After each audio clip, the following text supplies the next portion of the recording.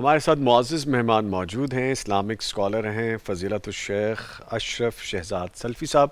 ان کو خوش آمدید کہیں گے. سر السلام علیکم. وعلیکم السلام کیسے ہیں ورحمۃ آپ؟ خیریت اللہ. سے ہیں؟ الحمد للہ الحمد ماشاء اللہ. موسم کی شدت ہے، ہاں جی کیسے گزر رہے ہیں دن؟ الحمد للہ. اللہ کا کرم اللہ ہے. کا کرم. ماشاء اللہ. ٹھیک ہے جی. اچھا، ہم نے چونکہ بات کرنی ہے صلہ رحمی کے حوالے سے، جی جی تو آغاز میں یہ بات تو ہم سب جانتے ہیں الحمدللہ کہ دین اسلام سراپا محبت ہے، جی جی جوڑنے کا پیغام ہے، محبت کا پیغام ہے. ہمارے آج کے نفسا نفسی کے دور میں کہ جہاں پہ ہم سب کو اپنی اپنی پڑی ہے، میں اپنا سوچتا ہوں، ہاں میں جی اپنے لیے چاہتا ہوں، میں آپ کا نہیں سوچتا، میں آپ کا نہیں احساس کرتا کہ آپ کی بھی کیا ضروریات ہیں یا آپ کس طرح سے سوچتے ہیں. تو ہم صلہ رحمی کی اس بنیادی روح کو کیسے سمجھیں کہ انسان اللہ تعالیٰ کی رضا بھی حاصل کر سکے اور جڑا رہے وہ اس کی رحمت سے، اس کے جی جی قرب سے جڑا رہے وہ اس کے ساتھ. بالکل. رشتہ داری جو ہے نا، صلہ رحمی ہمارا اسلام کا بنیادی ہے. جس جی طرح عقیدہ توحید بنیاد ہے، ایسے ہی رشتہ داروں کے ساتھ اچھا سلوک کرنا، صلہ رحمی جی کرنا، یعنی رشتہ داری جوڑ کے رکھنا، جی یہ بھی اسلام کا بنیاد ہے. جس طرح کہ مسلم شریف میں حدیث پاک ہے، عمر بن عباسہ کہتے ہیں کہ زمانہ جہلیت میں مجھے بتوں کی عبادت سے نفرت تھی. میں یہ سمجھتا تھا کہ ان الناس کانوا علی الضلالہ، کہ یہ جو بتوں کی عبادت ہے نا، یہ گمراہی ہے، ہدایت جی کچھ اور ہے. جی تو مجھے پتہ چلا کہ مکہ میں ایک آدمی ہے، وہ بتوں کی مخالفت کرتا ہے. مجھے بڑی خوشی ہوئی. میں نے کہا چلو کوئی ہم راز تو ملا ہے. تو میں نے سفر کیا، مکہ میں پہنچا. میں نے ادھر جا کے حالات دیکھے تو وہ تو سارے ان کے دشمن تھے. تو میں نے ان کا نام ہی پوچھا تو وہ تو مجھ پہ چڑھ دوڑے. پھر میں خاموش ہو گیا، لیکن دھار لی کہ ملاقات ان سے ضرور کرنی. پھر میں نے آپ سے ملاقات کی جی تو میں نے پوچھا ماں انتا، آپ کیا ہیں؟ تو آپ نے فرمایا انا نبی، میں نبی ہوں. تو میں نے پوچھا وہ ماں نبی، نبی کیا ہوتا ہے؟ تو آپ نے فرمایا ارسلنی اللہ، اللہ جو اپنے بندوں کے نام پیغام بھیجتا ہے، وہ پیغام میرے پاس آتا ہے، میں اللہ کا پیغام بندوں تک پہنچاتا ہوں، یعنی میں اللہ کا رسول ہوں. جی تو پھر میں نے پوچھا بما ارسلتا، آپ کیا پیغام دے کر بھیجے گئے؟ تو آپ نے دو پیغام بنیادی بتائے. آپ نے فرمایا ارسلت بصلۃ الارحام وکسر الاوثان، میں بتوں کو توڑنے کے لیے آیا ہوں اور رشتوں کو ملانے کے لیے آیا.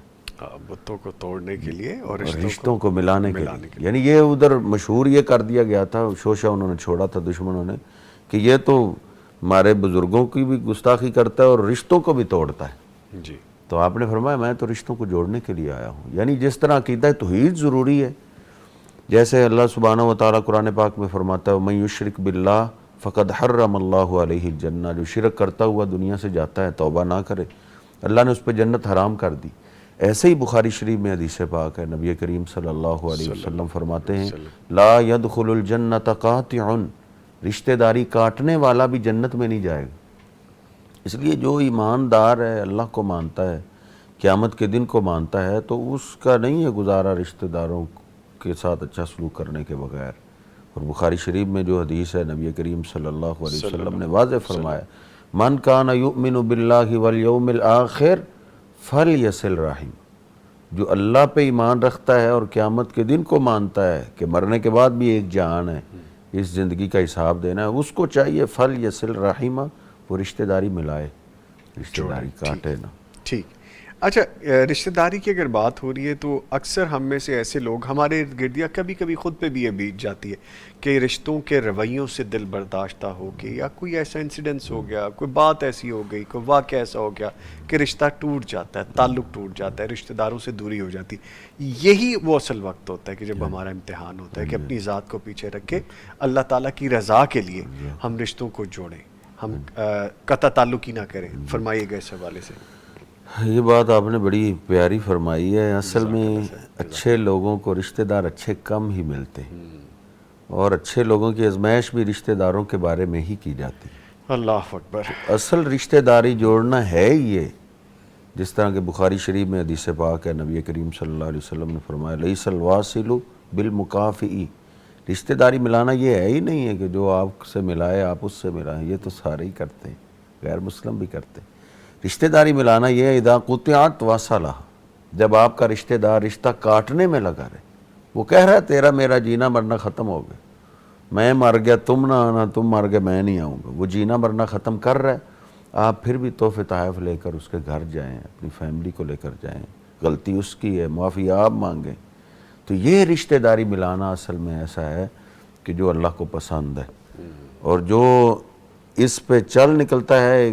مسلم شریف میں آج یہ ایک حدیث پاک پڑھ رہا تھا، نبی کریم صلی اللہ علیہ وسلم کے پاس ایک صحابی آیا، عرض کرتا ہے اللہ کے حبیب میرے رشتہ دار عجیب ہیں، آصلہم ویقطعونی، میں ان سے تعلق ملانے کی کوشش کرتا ہوں وہ کاٹتے ہیں، احسن الیہم، میں ان سے اچھا سلوک کرتا ہوں، ویسیئون الیہ، اور وہ مجھ سے برا سلوک کرتے ہیں اچھائی کے بدلے.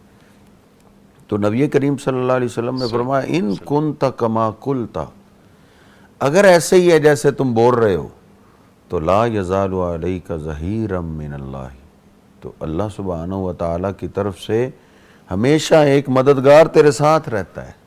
فرشتہ اللہ نے تیرے ساتھ مقرر کیا ہوا ہے جو تیرا ساتھ دیتا ہے. اس لیے اللہ کی مدد انہی کے ساتھ ہوتی ہے جو رشتہ داروں کے برے سلوک کے باوجود اچھا سلوک کرے. اچھا سر، جیسے آپ فرما رہے ہیں نا، اگر آپ نے بھی ایکسپیرینس کیا ہو، ایک روحانی سی تسکین ملتی ہے، ایک قلبی سا سکون اترتا ہے کہ جب آپ اللہ کے حکم کے مطابق، ویسے تو اللہ تعالیٰ کے جتنے بھی احکامات ہیں ان پہ عمل کریں، ایسی رشتہ داری یا ایسا دوست یا ایسا تعلق یا ایسا کلیگ، کوئی آپ کے ساتھ کام کرنے والا یا ہمسایہ یا کوئی جاننے والا جس نے آپ کے ساتھ بڑی زیادتی کی ہو، آپ کو دل آزاری ہوئی ہو، اس سے تکلیف پہنچی، لیکن آپ صرف اللہ کی رضا کے لیے اس سے جڑیں، بڑا سکون اترتا ہے. اس کے بارے میں بالکل سکون ہی ہوتا ہے، اور ہمارا دین بھی یہی تعلیم دیتا ہے. سیدنا علی رضی اللہ تعالیٰ عنہ کو نبی کریم صلی اللہ علیہ وسلم نے جو خاص وصیتیں کی تھی ان میں سے یہی تھی، سل من قطعک، جو آپ سے تعلق کاٹے آپ اس سے جوڑیں. آتی من حرمک، اگر رشتہ دار آپ کو مطلب نہیں دیتا ہے، خوشی غمی میں ساتھ نہیں دیتا ہے، تو آپ اس کا رسپانس اچھا دیں، آپ اس کے کام آئیں. واعف عمن ظلمک، رشتہ دار آخر ہماری رشتہ داری انسانوں کے ساتھ، فرشتوں کے ساتھ تھوڑی ہے کہ ان سے غلطی نہ ہو. اگر تیرے رشتہ دار سے کوئی کمی کوتاہی ہو جائے، غلطی ہو جائے تو اس کو معاف کرنا. تو ہمارا نوری علم ہمیں یہی تعلیم دیتا ہے کہ باقیوں کو جو برداشت کر جاتے ہیں، پھر بڑے بڑے افسر بڑی بڑی باتیں کر، جن سے تنخواہ لیتے ہیں ان کی بڑی بڑی باتیں برداشت کر جاتے ہیں، تو نبی کریم صلی اللہ علیہ وسلم کے دین کی خاطر اللہ کے لیے اپنے رشتہ داروں کو بھی برداشت کریں. اور کیا ظلم ہو گیا کہ آج کل یہی کہا جاتا ہے جی ہمارے رشتہ داروں نے تو ہم پہ اتنا ظلم کیا ہے مولوی صاحب، وہ تو معافی کے قابل ہی نہیں. کیا ہم میں سے کوئی سوچ سکتا ہے کسی کے رشتہ داروں نے اس پہ اتنا ظلم کیا ہے جتنا یوسف علیہ السلام پہ ظلم ہوا تھا؟ جی، وہ ظلم کرنے والے کون تھے؟ اپنا خون تھا، بھائی تھے، بھائی تھے، سگے بھائی تھے. آپ تاریخ کا مطالعہ کر دیں نا، ساری جتنے بھی اچھے لوگ گزرے ہیں جن کو اللہ نے دنیا میں عزت دی، ان کے رشتہ داروں نے ان سے برا ہی سلوک کیا، اچھا نہیں کیا. اب یوسف علیہ السلام کو بھائیوں نے مار مار کے کنویں میں پھینک دی، ان کا کیا قصور تھا؟ ایک تو معصوم بچے تھے، چاند سے حسین چہرے والے تھے، آدھا حسن اللہ نے ان کو دی، تو بھائیوں نے ان کو وہ کنویں میں پھینک دیا. تو یوسف علیہ السلام منڈیوں میں بکتے رہے، تو اللہ سبحانہ و تعالیٰ نے ان کو شاہی گھر میں پہنچا دی. صبر کیا، ادھر پھر جوان ہو گئے. اتنا لمبا پیریڈ ہے کہ بچپن سے جوان ہو گئے. اور یوسف علیہ السلام کا صبر دیکھیے، انہوں نے کسی کے سامنے اپنے بھائیوں کا شکوہ تک نہیں کی، اتنے عرصے میں اتنی تکلیفیں صحبتیں برداشت کرنے کے باوجود. یہ صبر کی اخیر ہے. اور پھر اللہ سبحانہ و تعالیٰ آزمائش کرتا ہے تو آزمائش میں بھی اخیر کرتا ہے کہ یوسف علیہ السلام کو اللہ نے شاہی گھر سے نکلوا کے جیل میں بند کروا دی. کہ جب جیل کی دکھ بھری زندگی شروع ہوتی پھر بڑی بڑی داستانیں یاد آتی. جی. تو قرآن پاک میں اللہ کہتا ہے فَلَبِثَ فِي السِّجْنِ بِضْعَ سِنِينَ، جیل میں بھی یوسف علیہ السلام کو کئی سال گزر گئے، اور کئی سالوں میں بھی انہوں نے کسی کے سامنے اپنے بھائیوں کا شکوہ نہیں کیا کہ میرے بھائیوں نے مجھ سے یہ سلوک کیا. یہ صلہ رحمی نظر آتی ہے، یہ صلہ رحمی، یہ صبر، اصل میں یہ صبر ہے، یہ صبر ہے. اچھا سر، سوری میں آپ کی بات چک رہا ہوں، ایک چیز اور بتائیے، صلہ رحمی میں آپ کی شوہر یا بیوی یہ رشتہ بھی آتا ہے؟ بیکاز اکثر ناچاکی ہو جاتی ہے، کسی بات پہ اختلاف ہو جاتا ہے، اور پھر ایسی چیزیں بھی نظر آتی ہیں. ہم نے دیکھا لوگ سالہ سال باتیں نہیں کرتے، ایک ہی چھت کے نیچے رہتے ہوئے ان کا کوئی میاں بیوی والا تعلق نہیں ہوتا. لوگ ہمیں کال کرتے ہیں، جب ہمارے ویورز، کل ہی ہم نے کال لی، انہوں نے کہا کہ 4 سال سے میری بیوی سے میری بات چیت نہیں ہے، ایک ہی چھت کے نیچے رہتے ہوئے.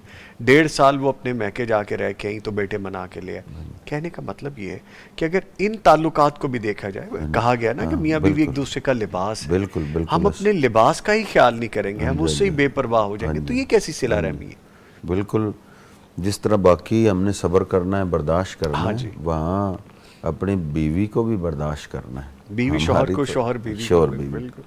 ہمارے ہاں تو ایک بیوی ہے. نبی کریم صلی اللہ علیہ وسلم کی تو ایک وقت میں 9 بیویاں تھیں. آپ 9 کو برداشت کرتے تھے. تو ہمیں چاہیے ایک اور نبی کریم صلی اللہ علیہ بیوییں نبی کریم صلی اللہ علیہ وسلم کی بھی انسان تھی، ان کے بھی جذبات تھے، تو آپ برداشت کرتے تھے. آپ ایک بیوی کے ہاں ہیں، دوسری بیوی نے کھانا بھیجا تو وہ غصہ کر گئے. انہوں نے کہا ان کو ہماری باری میں ہی کھانا دینا یاد آتا ہے. انہوں نے پیالے پہ ہاتھ مارا، پیالہ زمین پہ گر گیا، ٹوٹ گیا.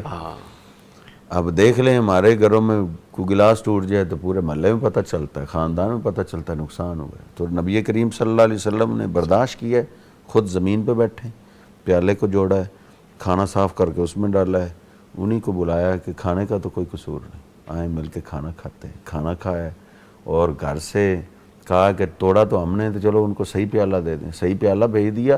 اور اس بیوی کو خوش کرنے کے لیے آپ نے اس پیالے کو چاندی کے تار سے جوڑ دی، یہ بھی خوش ہو جائیں وہ بھی خوش ہو جائیں. اس لیے گھریلو معاملات میں بھی برداشت کرنا چاہیے. اور جہاں پہ اختلاف آ جائے وہاں پہ اس اختلاف کو اس حد تک ہی رکھیں نہ کہ دوسرے کو اذیت پہنچانے کا سبب بن جائے. یہ بھی صلہ رحمی، یہ بھی بہت ضروری ہے. نبی کریم صلی اللہ علیہ وسلم کی حدیث پاک بھی ہے کہ بیوی سے آپ کسی عیب، کسی ایک غلطی کی وجہ سے رنجش نہ رکھیں. ہو سکتا ہے کوئی ایک غلطی اس سے آپ کو وہ یہ نظر آئی ہے جو ناپسند ہے، تو اس سے اللہ نے آپ کو لیے خیر کثیر رکھی ہو اور زیادہ خیر آپ کو مل جائے. تو اس لیے بیویوں کو بھی برداشت کرنا چاہیے. ٹھیک ہے، ٹھیک ہے. اچھا، جس طرح ابھی آپ رزق کا ذکر کر رہے تھے، تو آج کل ہر دوسرا گھر اگر ہم دیکھیں، ہم مڈل کلاس بھی دیکھ لیں، اپر مڈل کلاس بھی دیکھ لیں، لوور مڈل کلاس بھی دیکھ لیں، غریب گھرانہ تو پھر اس کی بات ہی کیا ہے. ہر بندہ رزق کی تنگی کی وجہ سے کہیں نہ کہیں شکار نظر آتا ہے. کوئی شکایت رہتی ہے، کوئی بے برکتی رہتی ہے، اس طرح کی باتیں نظر آتی. تو کیا اس صورت میں بھی رشتہ داری کا پاس رکھنا، ان پر مال خرچ کرنا کوئی روحانی اور ایسا کوئی ابدی اصول ہے اس میں بھی، یا اس بارے میں بھی جس پہ آپ کو بے سکونی نہ رہے، آپ کو سکون؟ ایک طرف تو آپ کو معاشی بے سکونی ہے، دوسری طرف رشتہ داروں کے ساتھ میل جول بھی ہے، گھر تو آنا ہے لوگوں نے. اس بارے میں نبی کریم صلی اللہ علیہ وسلم کی واضح حدیث ہے بخاری شریف میں کہ من احب ان یبسط لہ فی رزقہ وان ینسأ لہ فی اثرہ، کہ جو آدمی 2 چیزیں پسند کرتا ہے، ایک اللہ سبحانہ و تعالیٰ اس کو صحت تندرستی والی لمبی عمر دے، ایک اللہ سبحانہ و تعالیٰ اس کا قرض دور کر دے، وافر رزق عطا کرے. اور یہ 2 چیزیں ہر آدمی پسند کرتا. کوئی بھی غربت کو پسند نہیں کرتا، کوئی بھی بیماری کو پسند نہیں کرتا. تو آپ نے فرمایا ایک کام وہ کرے، اللہ دونوں کر دے. ایک کام کیا ہے؟ آپ نے فرمایا فل یصل رحیمہ، وہ رشتہ داری کو ملائے. رشتہ داری ملانے سے عمر بھی بڑھتی ہے، بیماریاں ختم ہوتی ہیں اور غربت بھی ختم ہوتی ہے. اور اس کی عظیم مثال وہی ہے، یوسف علیہ السلام نے جیل میں بھی صبر کی، اخیر کی، تو پھر اللہ سبحانہ و تعالیٰ نے ان کو جیل خانہ سے نکال کر مصر کا بادشاہ بنایا. جی ما من ذنب یعجل اللہ، جی. کئی جرم ایسے ہوتے ہیں جن کی سزا اللہ نقد رکھتا ہے، جزا بھی نقد رکھتا ہے. اور یہ رشتہ داری والا معاملہ ایسا ہے جس کی سزا بھی اللہ نے نقد رکھی ہے، جزا بھی نقد رکھی. یوسف علیہ السلام کو جزا اللہ نے نقد دی، تو وہ بھائی جو وقتی طور پہ تو بڑے خوش تھے کہ باپ کی آنکھوں سے ہم نے جدا کر دیا، لیکن سزا بھی اللہ نے نقد رکھی ہے. پتہ اس وقت چلا جب گھر کا آٹا بھی ختم ہو گیا. اب باپ بھی پریشان ہے کہ بچے اب بھوک سے بلکتے ہیں، اب کیا کریں.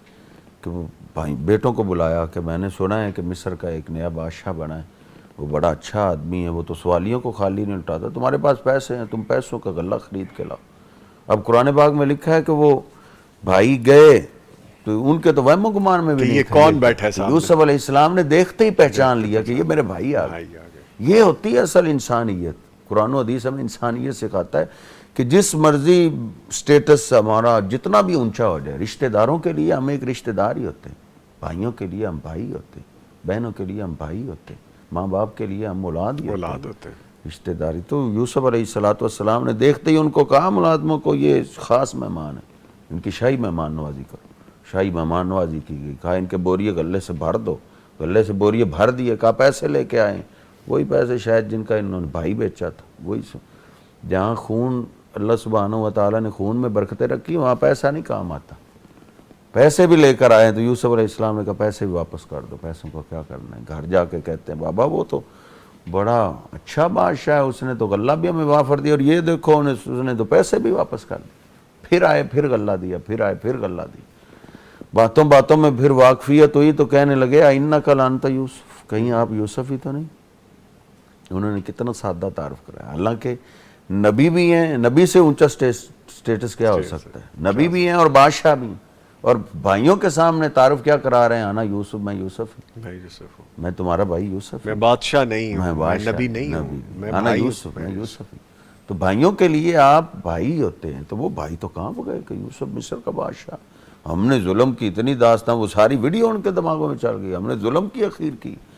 تو یوسف علیہ السلام نے دیکھا کہ بھائی پریشان ہو گئے ہیں، تو انہوں نے کہا پریشان کیوں ہوتے، تمہارے ظلم کی داستان بہت لمبی ہے، تم نے باپ کو اتنا رلایا ان کی آنکھیں سفید ہوگی، تم نے مجھے دیس سے نکال دیا، لیکن پھر بھی تم میرے بھائی ہو، لا تثریب علیکم اليوم، تم سے کوئی بدلہ نہیں، یغفر اللہ لکم، میں نے تمہیں معاف کر دیا، اللہ بھی تمہیں معاف کر دے۔ اس سبق سے ہمیں سمجھ آتی ہے کہ رشتہ داروں پہ ظلم کی سزا بھی نقد ہوتی ہے، بھلے پیغمبر کے گھر میں یہ ظلم ہو جائے، ادھر بھی آٹا ختم ہو جاتا ادھر بھی ختم ہو ہے، جاتا ختم ہو ہے۔ جاتا مجھے ایک چیز ذہن میں آ گئی ابھی سر، جیسے آپ فرما رہے، آج کل تو بھائی بھائی کو مار دیتا ہے، چند پیسوں کے لیے مار دیتا ہے، ایک چھوٹے سے زمین کے ٹکڑے کے لیے جو اس نے بھی نہیں ساتھ لے کے جانا ہے، اس نے بھی وہ ٹکڑا یہیں پہ چھوڑ کے چلے جانا ہے اور زمین کے نیچے چلے جانا ہے، اس کے لیے مار دیتا ہے۔ بھائی بہن کا حصہ کھا جاتا ہے، بھائی بہن کو حصہ نہیں دیتا، جائیداد میں حصہ نہیں دے، یہ بھی ہمارے معاشرتی رویے ہیں۔ اس بارے میں صلہ رحمی ہم بھول جاتے ہیں، اس بارے میں تھوڑا بتائیے۔ اس بار معاملے میں آپ واضح بات ہے، اگر ایک ظلم آپ عام آدمی پہ کرتے جی ہیں، اس کا سنگل سزا ہے، جرم ہے، اگر آپ جرم رشتہ داروں کے ساتھ کرتے ہیں تو پھر تو ڈبل سزا ہے، ڈبل جرم ہے، تو اس کی سزا بھی نقد ہے۔ اس لیے رشتہ داروں کے، خصوصاً بہنوں کے حصے، بیٹیوں کے حصے، باپ کو چاہیے کہ اپنی زندگی میں، پہلی بات تو یہ ہے، اسلام نے یہی کہا ہے باپ کو کہ آپ کسی کے نام لگانے کی ضرورت ہی نہیں، اپنے نام لے کے جائیں، قبر میں پہنچے پیچھے سے جو شریعت نے حصے مقرر کیے ہیں وہ مقرر ہو جائیں گے۔ ٹھیک ہے۔ تو بھائیوں کو بھی چاہیے کہ اپنی بہنوں کا حصہ ان کے حوالے کریں۔ عبدالسلام بٹوی صاحب کی بات مجھے یاد آئی، انہوں نے بہن کو حصہ دینے لگے تو اس نے کہا نہیں میں نہیں لے، انہوں نے کہا لے لو، سال بعد واپس کر دینا، پھر کہاں واپس کرنا۔ کہاں واپس کرنا؟ تو اس لیے وہ بیچاری تھریڈ ہو کے، ڈر کے کہ کہیں یہ ایسا نہ ہو کہ میرے لیے دروازہ بند نہ ہو جائے، تو جب بھائی اس کی منتیں سماجتے کرتا ہے تو وہ دل سے کہاں کرتے ہیں، وہ کہتے ہیں چلو ٹھیک۔ تو اس لیے بہنوں کا حصہ، کسی کا مال کھانے کی ضرورت نہیں ہے، نبی بھائی کریم ہو، صلی اللہ، بہن ہو، ہاں کوئی بھائی رشتہ دار بہن ہو، جو بھی رشتہ کوئی دار، یتیم بچے ہوں، ان کا مال نہیں کھانا ایک چاہیے۔ بلشت بھی جس نے زمین کسی کی دبا لی تو اس کے تو کام کیا نہیں، پیچھے وارثوں نے پتہ نہیں کیا کرنا ہے۔ نبی کریم صلی اللہ علیہ وسلم نے فرمایا اس پہ 7 زمینوں کا طوق اس کو پہنا دیا جائے گا، اتنا وزن کہ اٹھانے ایک پہ اس کو بالشت کا بھی ایک ذکر ہو رہا، بلشت، اور ہم تو جائیدادیں کھا جاتے جائیدادیں ہیں۔ کھا جاتے، پلاٹ کے پلاٹ کھا جاتے۔ یتیم بچوں کا جن کا حق بنتا ہے، اگر آپ کے بھائی کے بچے ہیں، بھابھی بیوہ ہو گئی ہے، بچے یتیم ہو گئے، لوگ نہیں دیتے، صلہ رحمی نہیں کرتے۔ سب کو میں نہیں کہہ رہا، بہت سارے لوگ ہیں جو اللہ کا خوف بھی ہاں کھاتے اچھے ہیں، بھی ہیں، کرتے ہیں، اچھے لوگ بھی ہیں، لیکن سر ایسی ایسی مثالیں سامنے آتی ہیں، یتیم بچوں کا حق نہیں دے رہے ہوتے، سگے چاچا یا تایا نہیں دے رہے ہوتے۔ قرآن پاک میں واضح اللہ نے کہا ان الذین یاکلون اموال الیتامی ظلما انما یاکلون فی بطونہم نارا وسیصلون سعیرا، بے شک وہ لوگ جو یتیموں کا مال کھا جاتے ہیں، وہ یہ نہ سمجھیں کہ ہم مال کھا رہے ہیں، وہ اپنے پیٹوں میں آگ بھر رہے ہیں، آگ بھر اور رہے جلدی وہ آگ میں چلے جائیں گے۔ یعنی موت سے پہلے توبہ کریں، ان کا حصہ ان کو واپس کریں۔ مال نہیں کام آتا، نہ اولاد کام آتی، نہ کچھ بھی کام آتا ہے، آگے جا کے اعمال ہی کام آنے ہیں، وہ اچھے اعمال ہیں یا برے اعمال۔ اس لیے اپنی قبر کالی نہیں کرنی چاہیے کسی کی خاطر۔ اور سر ہم نے ایسی مثالوں میں پھر دیکھا بھی جنہوں نے صلہ رحمی نہیں کی نا، جنہوں نے مال کھا لیا ہے، حق کھا لیا ہے، زیادتی کر لیا ہے، ظلم کر لیا ہے، وہ دنیا میں بھی میزریبل ہو کے جاتے ہیں آخری وقت میں، ان کے حالات اچھے، بظاہر مال ہوگا ان کے پاس، بظاہر اثر و رسوخ ہوگا، صحت نہیں ہوگی، بیماری ہوگی، برے حالات ہوں گے، بچوں کی نافرمانی ہوگی، لوگ پھر بھی نہیں سمجھتے۔ بس انسان کمزور ہے، سمجھتا ہے میں اللہ سے جیت جاؤں گا، اللہ آج اکبر، تک اللہ سے کوئی نہیں جیتا۔ نہیں جیت بڑے سکتا بڑے کوئی۔ کہتے تھے ہم سے طاقتور کون ہے، تو نبیوں کی نافرمانی کی اللہ کے مقابلے میں آئے تو وہ نہیں جیت، فرعون نہیں جیت سکتا۔ نہیں جیت سکا، جی تو اس لیے ہم اللہ کو ماننے والے ہیں، شریعت کی مخالفت میں نہ جائیں، ٹھیک۔ اللہ سے ہم نہیں جیت سکیں گے، اللہ سبحانہ و تعالیٰ کی رحمت کے ہم محتاج ہی محتاج ہیں، اللہ کی برکتوں کے محتاج ہی محتاج ہیں۔ جو اللہ سبحانہ و تعالیٰ نے ہمارے ذمے حقوق رکھے ہیں رشتہ داروں کے، یتیموں کے، مسکینوں کے، اس کا خیال کیا جائے، ان کو برداشت کیا جائے جس طرح باقیوں کو برداشت کرتے ہیں۔ اچھا سلفی صاحب، کچھ رشتے ایسے بھی ہوتے ہیں جو اللہ تعالیٰ کی طرف سے بنے بنائے نا، والدین کے، بہن بھائیوں کے، یہ رشتے اللہ تعالیٰ کی طرف سے بنے.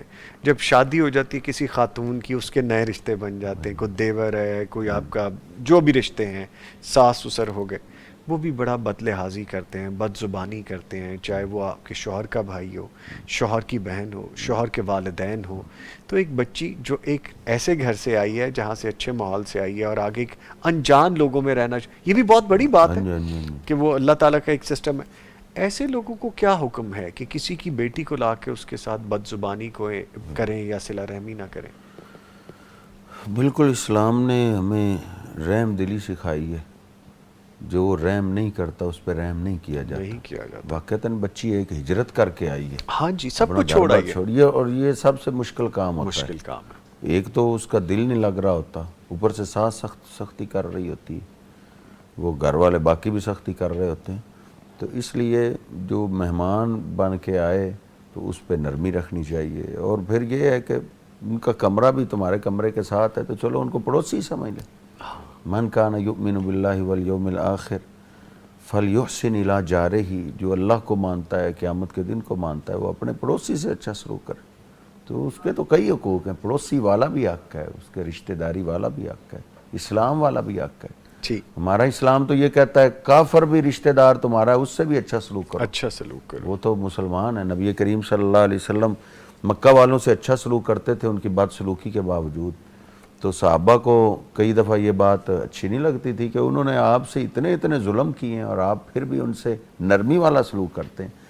تو بخاری شریف میں لکھا ہے ایک دفعہ آپ نے جہارن اونچی آواز سے سب کو خطاب کیا اور آپ نے فرمایا سیدھی بات یہ ہے، ان ولی اللہ و صالح المومن، میرے دل میں جو محبت ہے وہ اللہ کی ہے، یہ ایمان والوں کی.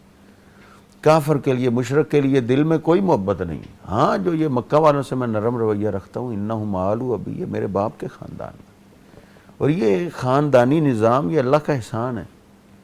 ان سے پوچھئے جن کو پتہ ہی نہیں، جن کو لذت کا نہیں پتہ، باپ کی محبت کیا ہے، ماں کی محبت کیا ہے، بہنوں کی محبت کیا ہے، بھائیوں کی محبت کیا ہے، ان کو کیسے پتہ چلے؟ ان میں آپ جا کے دیکھیں کتنے ہی ایسے ہیں جن کو اپنے ماں کا ہی پتہ نہیں میری ماں کون ہے، تو ماں کا خاندان کا کیسے پتہ ہے؟ اور کئی بے شمار ایسے ہیں، لا تعداد زیادہ ایسے ہیں جن کو باپ کا ہی پتہ نہیں. تو جن کو باپ کا پتہ نہیں ان کو خاندان کا کیسے پتہ چلے گا؟ تو یہ اس سے ہمارے وہ بھی جیلس ہیں خاندانی نظام سے، وہ اس کو توڑنے کی کوشش میں لگے ہوئے ہیں. جس کو مال ملتا ہے وہ پہلے خاندان چھوڑتا ہے، اپنا محلہ چھوڑتا ہے، گلی چھوڑتا ہے، چلو جی کہیں اور جاتے، نہ کوئی آئے اور نہ کوئی جائے. یہ سب ان کی طرف سے یہ معاملات آ رہے ہیں. ٹھیک ہے. اچھا سر، ہمارے معاشرے میں اکثر یہ سوچا جاتا ہے کہ عمر بڑھ جانا، سال بڑھ جانا، یہ عمر درازی ہے، یا جو صحت ہے اس کو رزق نہیں سمجھا جاتا، ذہنی سکون کو یا جسمانی سکون کو، جو آپ کا کاروباری سکون ہے، جو بچوں کی طرف سے سکون ہے، رشتہ داروں کی طرف سے سکون، اس کو ہم نہیں سمجھتے کہ یہ صلہ رحمی ہے یا یہ رزق ہے. اس حوالے سے بتائیے کہ ہر شخص دل کا سکون تو چاہتا ہے لیکن وہ اس طرف آتا نہیں ہے. وہ چاہتا ہے کہ جو میں چاہ رہا ہوں بس وہ ہو. اللہ کی رضا تو سب سے مقدم ہے. بالکل. یہ دراصل نبی کریم صلی اللہ علیہ وسلم کی باتوں پہ اعتماد نہ کرنے کی وجہ سے. ہم ڈاکٹروں پہ تو بڑا اعتماد کرتے ہیں لیکن نبی کریم صلی اللہ علیہ وسلم کی بات پہ، ڈاکٹروں پہ اعتماد کرتے ہوئے چند دن پہلے ایک مریض کے بارے میں مجھے پتہ چلا کہ صبح 3 انجیکشن لگتے تھے، ایک انجیکشن 6 لاکھ کا ہے. صبح 3 انجیکشن، وہی شام کو بھی 3. اتنے روپے ہم لگا دیتے ہیں ڈاکٹروں پہ یقین کرتے ہوئے. تو نبی کریم صلی اللہ علیہ وسلم کی زبان پہ یقین کرتے ہوئے ایک انجیکشن کے پیسے رشتہ داروں میں تقسیم کر کے دیکھیں.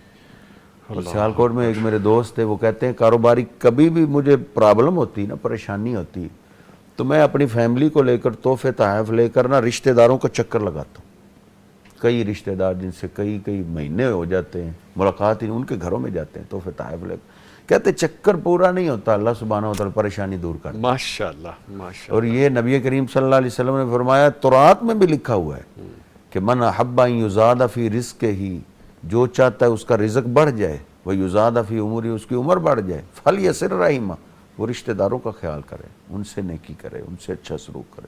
ان سے اچھا سلوک کرنے سے عمر بھی بڑھ جاتی ہے اور رزق بھی بڑھ جاتا ہے. اس لیے سکون لینے کے لیے رشتہ داروں کا ان کی کوئی پریشانی ہے تو آپ فوراً پہنچنے کی کوشش کریں. اللہ نے آپ کو مال دیا. ہر خاندان میں کوئی ایک آدھا ہوتا ہے جس کو اللہ مال زیادہ دیتا ہے. اس کی یہ آزمائش ہوتی ہے کہ یہ رشتہ داروں کے ساتھ کیا سلوک کرتا ہے. کیا سلوک کرتا ہے. ہم باقی تعلقات بڑے نبھاتے ہیں لیکن رشتہ داروں کے بارے میں ہمیں پتہ چل جائے کہ اس کو یہ مصیبت پڑ گئی تو ہم پہلے موبائل بند کر دیتے کہ کال مجھے ہی آنی.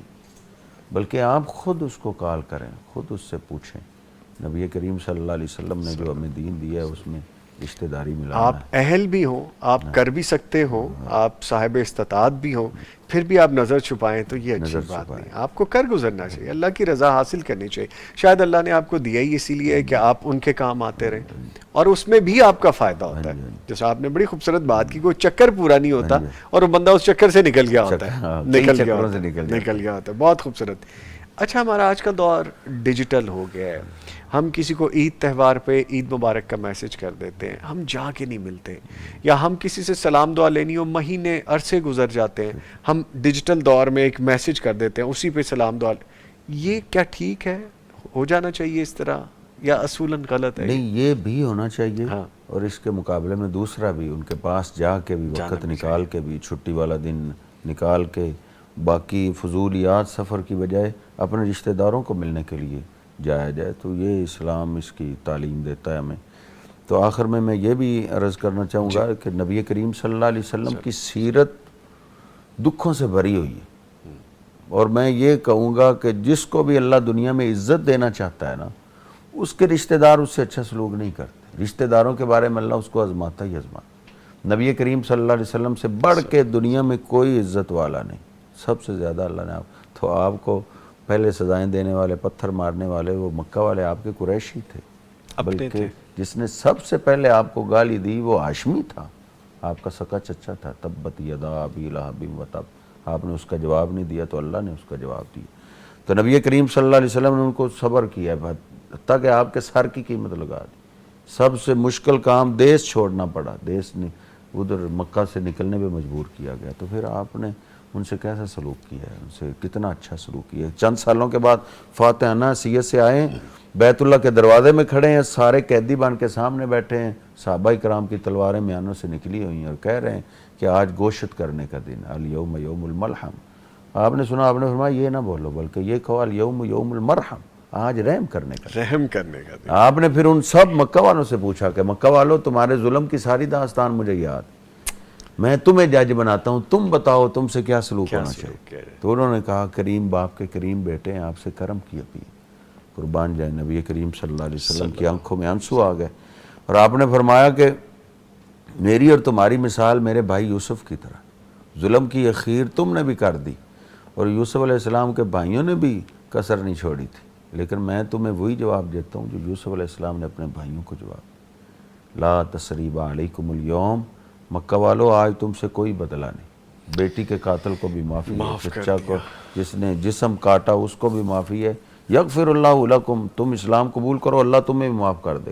جو اپنے خاندان کو مروا کے بھی مسلمان نہیں ہو رہے تھے, جنگیں لڑ کے بھی مسلمان نہیں ہو رہے تھے, آپ نے معافی کا اعلان کیا تو سارے مسلمان ہو گئے کلمہ پڑھ. اس لیے رشتہ داروں کو برداشت کرنا چاہیے, صلہ کرنی چاہیے, ان کو معاف کرنا چاہیے. ان کو معاف کرنے میں اللہ سبحانہ و تعالیٰ دنیا میں بھی ہمیں اجر دے گا, دنیا بھی ہماری آسان کرے گا اور آخرت کے مراحل بھی انشاءاللہ. بہت شکریہ. آپ کی گفتگو سے میں نے یہ سیکھا کہ صلہ رحمی کریں, صلہ رحمی ہو جائے گی. معاف کر دیں, معاف کر دیے جائیں گے. کیونکہ اللہ تعالیٰ کا معاملہ ہے نا, جو اپنی شان کے مطابق ہم سے ڈیل کریں گے, تو ہم تھوڑا سا تو وہ رکھیں اس کا بھرم. بہت شکریہ. دل تو چاہتا تھا مزید گفتگو آگے لے کے چلے, لیکن یہاں پہ اب مجھے وقفہ لینا ہے. بہت شکریہ, آپ تشریف لائے, ہمارے ساتھ موجود رہے فضیلت الشیخ اشرف شہزاد سلفی صاحب, جن کے آنے سے محفل بڑی خوبصورت ہوئی. اور یہاں پہ مجھے کمنٹس میں آپ کو بہت سارے لوگ دعائیں بھی دے رہے ہیں اور کہہ رہے ہیں کہ ہم آپ کے فین ہیں, اور کہتے ہیں بڑا اچھا انداز ہے آپ کی گفتگو کا. تو یہ سب آپ سے محبت کرنے والے ہیں. جی لیں جی, اس کے ساتھ ہی یہاں پہ ہم ایک بریک لیں گے. بریک کے بعد جب واپس آئیں گے ہم بات کریں گے ہیلتھ اینڈ فٹنس کے سیگمنٹ میں مونسون کی وبائی بیماریاں, ان سے بچاؤ اور احتیاطی تدابیر کون کون سی ہیں جو کر لینی چاہیے. ملتے ہیں ایک بریک کے بعد.